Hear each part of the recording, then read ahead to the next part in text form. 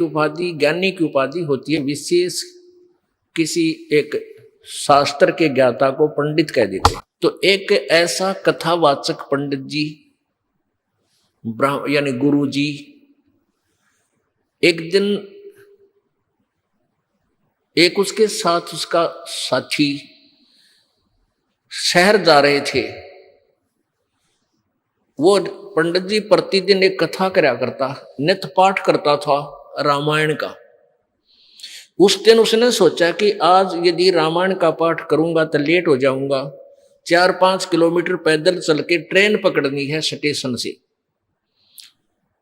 तो वो उसका साथी और वो दोनों ही चल पड़े। उसने सोचा ट्रेन में बैठ के 1 घंटे 1.5 का रास्ता है, ट्रेन में बैठ के वहां अपनी नित्य नियम कर लूंगा। तो उन्होंने जाते टिकट ली, आते गाड़ी आ गई, उस कंपार्टमेंट में चढ़ गए, डब्बे में चढ़ गए। अब ब्राह्मण वेशभूषा थी, लाल अंगोछा ले रहे थे, तो उसे ब्राह्मण समझा जाता ये विद्वान पुरुष है।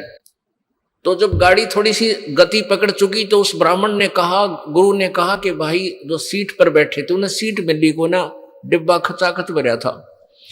उस ब्राह्मण ने कहा सीट पर विराजमान यात्रियों से कि कृपा आप सीट छोड़ दीजिए।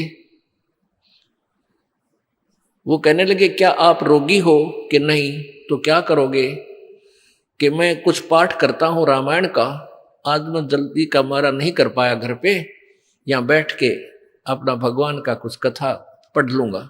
तो उन्होंने खाली कर दी एक पूरी सीट कि आप कथा कर, अपना नित्यनेम भी करो और हमें भी सुनाओ, कोई कथा हमें भी सुनाओ, हमारा भी टाइम पास हो जाएगा और भगवान की कथा सुन लेंगे। बड़ा सौभाग्य हुआ आप हमारे को कथावाचक मिल गए। अब पंडित जी ला गया सुनान।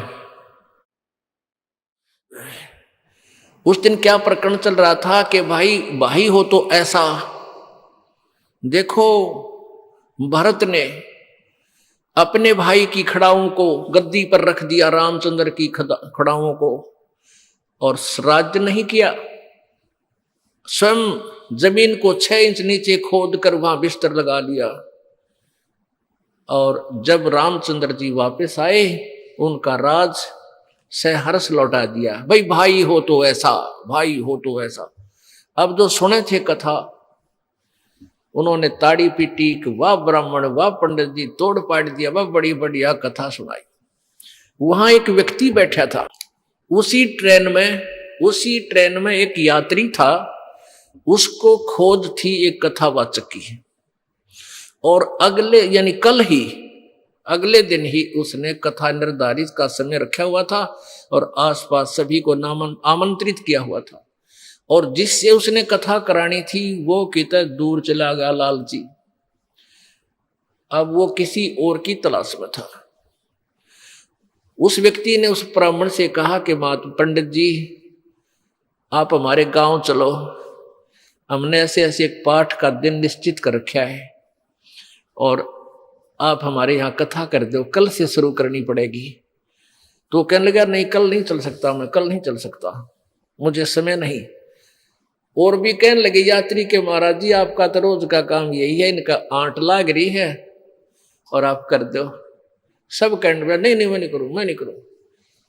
तो वो कहने लगे जी सा कोई खास काम होता हम कर देंगे आपके काम को, आप इनका कथा कराओ। नहीं ये काम तुम्हारे से नहीं होगा, मेरे से होगा। अब उन यात्रियों ने काफी जब कहा, उसने इतना बताई कि ये बीमारी है। उसका जो साथी था वो बोला भाई मैं बताऊं, यो कल तय किसी कीमत पर नहीं कर सकता। क्यों नहीं कर सकता? कि इसने अपने छोटे भाई पर मुकदमा कर रखा है, एक कुर्डी के खड्डे के ऊपर इनका बंटवारे का रोला है और मैं इसका गवाह हूं भाई। और कल कोर्ट में तारीख से रे थारा नाश जाइयो। हाँ वो कथा तो सुना रहा है, भाई हो तो ऐसा, राज भी त्याग दिया। और अब भाई ने एक आधा कुर्डी का खड़ा, एक रूढ़ी का खड़ा होता है मेरे ख्याल में 20 बाई 20 फुट का, और उस पर मुकदमा कर रहा, यो मेरा उन्हों का मेरा है। और कथा सुनावे भरत और राम की। इसके लिए बताते हैं कबीर परमेश्वर जी कहते हैं भाई करनी तज कथनी कथ, ये अज्ञानी दिन रात, और कुकर जो भौकत फिर ये सुनी सुनाई बात। कहते कुत्ते की तरह भौंकते फिरे सुनी सुनाई कथाओं को, और करनी है नहीं, अनुसरण है नहीं, और कथते फिरते हैं ज्ञान ज्ञान सुनावा दुनिया ने आप असर को ना। कहते पंडित और मसालची दोनों सूझे ना, औरों को